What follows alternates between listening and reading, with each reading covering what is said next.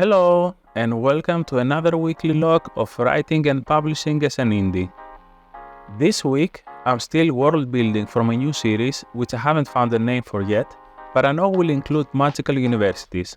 I started the day at around 10 am, taking Poco for a walk and thinking of what I'm going to work on today. Having finished the schools of magic in the world, I decided I'd take on the list of tasks I have noted. I want the world to feel large and magical, so I knew that the best way to do this would be to make multiple universities in different and epic parts of the world. So I thought of universities inside volcanoes, on flying islands, and things like that.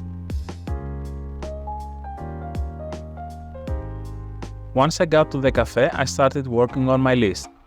First of all, I wanted to create a template for each of my characters. This would be a list that I will have to fill out every time I create a new character. In order to make interesting, fleshed out characters, I need to know everything about them. Their fears, their motivations, their background, their conflicts, skills, quirks, and all that. I made sure to make a very extensive template that I'm going to use for the 4 main characters of this story. I don't think I mentioned that this story will have 4 characters before, but here's what I'm thinking. It will be 4 boys who manage to get into this magical university, each of them unique in their own way, even though the official main character will only be one, so we won't be switching points of view. The theme of friendships over hardships, especially between men, is something that I want to explore more, and I feel that it's a good recipe for creating good moments for readers. In any case, I created this template and then I removed a few things from it to create a secondary template that I will use to make the rest of the characters, from professors to villains. With that done, I moved to the fun parts, which was making a list of extracurricular activities and then some ideas for universities. In total, I think I worked like 4 full hours on this, and I'm pretty happy with the progress I made. Here is an image of what I finished today and what I still have left to do. I think I will try to tackle 3 or 4 more tasks tomorrow, but for now I'm going to the gym and later meeting with some friends for cocktails. My creative energy today was the exact opposite of the cloudy, gloomy and sometimes raining weather. I woke up at around 8:30, got ready and headed straight to the cafe to continue world building. Today, I wanted to work a bit more on the university and what life looks like there. I started with drafting each of the 5 houses representing the 5 basic schools of magic. I was thinking that each student could live in a central dormitory or the surrounding town during their first year, but move to their respective house in the second year according to their magic direction. I made sure to make each house unique and representative of that magic school, complete with their own values, coat of arms, and mascot. Then I moved to what the students would be wearing in each house. I created one formal and one everyday attire for each school, as well as one for the professors.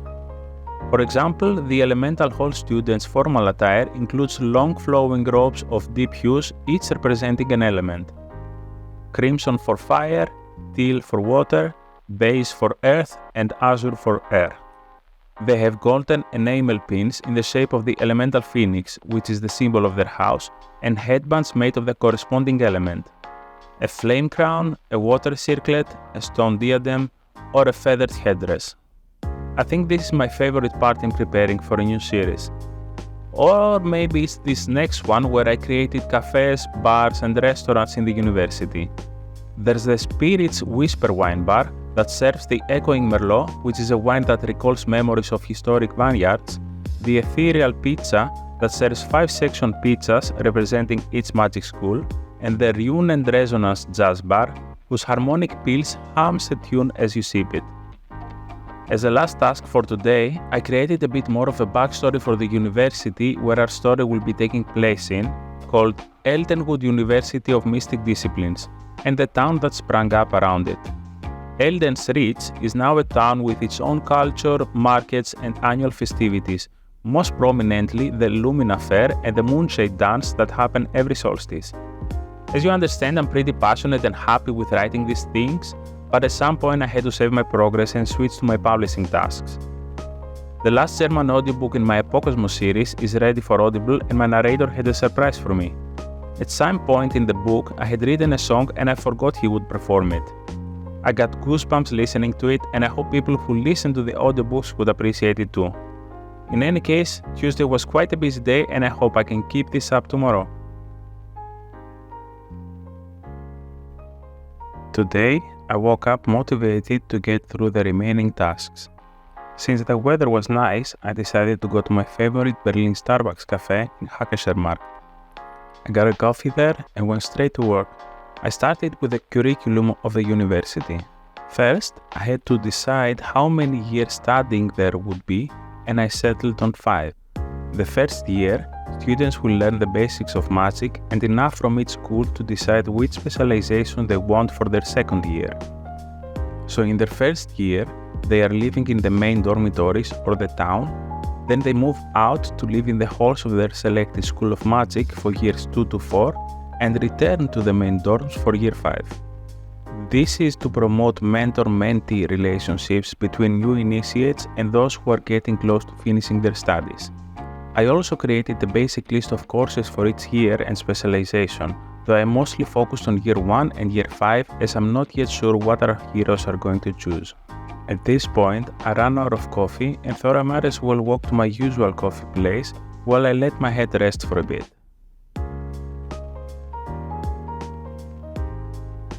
Once I got there, I started drafting a university hierarchy of around 10 levels that exist outside of the student body. Starting with the Grand Archmages, the deans of each school of magic, all the way down to administrative mages, there is a clear hierarchy in the faculty. Similarly, I created a system for the students that will motivate them to do better in terms of academic excellence, research, community engagement, and extracurricular activities. The tier system will go something like Bronze 1, Bronze 2, Bronze 3, Silver 1, Silver 2, all the way up to Diamond, while I have a Ruby award that is beyond this ranking. Moving up the tiers is available to everyone as students can unlock interesting perks and benefits by doing better.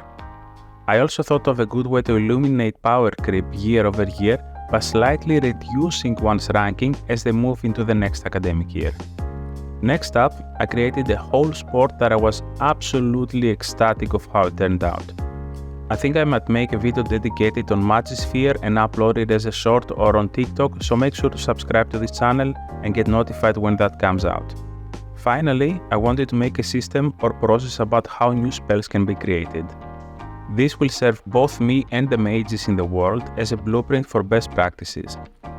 Thinking about it, I might need to make a video for this as well, but in general terms, the combination of body movements or choreographies, use of materials, and certain incantations can wildly change what magic can do.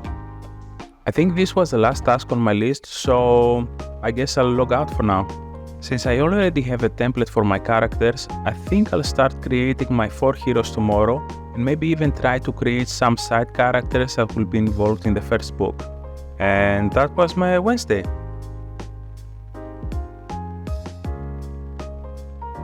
Summer is not out yet, but the weather is getting ready for fall already. I woke up at around 10 AM and started my day by taking care of our weekly publishing promo posts. As always, Thursday is our LitRPG publishing day, and this time we brought Proxima Legends 2 by Harmon Cooper. So we made sure our readers on our Facebook page, our Discord server, and a Facebook group know about this. We also posted on another of the big Facebook groups and made sure our newsletter reached all our subscribers. Besides LitRPG, we also translate and publish romance novels, and today was the release day of Ellen Pierce's 5th novel in her Men of the North series. Again, we made sure that our readers were notified of the release because interaction with the book on the first days of its release is very important in Amazon's eyes. The more people buy it or read it through Kindle Unlimited, the more interested Amazon is in bringing it in front of other people's eyes organically. We do run our own ads, of course, but there's nothing like Amazon's organic push. In any case, I took a scooter to the cafe and got to work on our 4 main characters. The most important thing when I'm creating new characters is to give them a past that will help me understand why they are the way they are. It makes so much more sense if a character has trust issues when I know that they were abandoned as a child, or believe in the best in people when they were surrounded by a loving community. And of course, there are certain things that are story specific. I want all 4 of them to be good friends for years, and I want them to have peaceful lives that are just about to change. At the same time, most of us would not upend our routine and live on a grand adventure just because something happened to us, much less to a friend of ours. There need to be reasons that we want to live, but haven't yet. The inciting incident of our story must be what finally tips the scales and we decide we've had enough or we want something new. I think I figured a good balance of good reasons and bad reasons for all 4 of them to live, but I still want to expand on their traits and quirks. That is all for today though, as I need to run some errands. I went to a friend's house to water their plants and enjoyed walking through their apartment complex. Then I needed to go to the bank before returning home and walk Poco. I'll try working on the characters a bit more, but I'm not really in a rush as I'm pretty much thinking about them the whole day at the moment.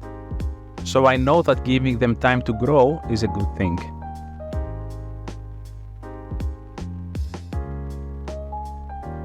Today is going to be a short day work-wise because we're catching a flight to Santorini at 4 p.m. So even though I won't do much work, I think I can still talk about where I see this series going, while maybe showing you some footage of our travels instead of just me sitting at a cafe in front of a laptop. In any case, there are 2 things that I want to do with this series. The first is to offer a sense of wonder to the readers. Starting a new job that you really like, going to a new school, or your first year in the university, or even a new city is one of those moments that tend to stay with us for our whole lives. The same is true when we are engrossed in a fantastical world that we know is much larger than what we are reading. And I want these things in my books. I want the readers to remember the first time they read this series and make fond memories they'll be looking back for years to come. And the second thing I want in this series is to explore relationships between male friends. I feel there are many things that we do not talk about because that's how we were raised or what society expects of us, and that's bad. So I want to write about 4 friends who are real with each other without worrying about how tough they look because they don't have to live their lives like an action movie hero. As much as I like clean, honorable heroes in my epic fantasy books and powerful mages who save the day, I want to write a book in an epic fantasy setting with characters who are closer to us. And I don't mean grimdark because as dark and dirty as those books are, real life is much more bleak and I do not want to write an unhappy book. I want this to be a hard journey where the characters look at the future with hope and have fun all the while.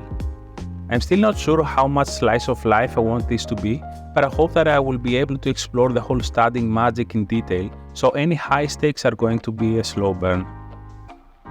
In any case, these are my thoughts for this series at the moment. I hope that I will be able to capture some videos of our holidays in the Aegean and maybe lay out some more thoughts next week as well. So thank you for joining another week of publishing books and world building my next series. Okay, bye!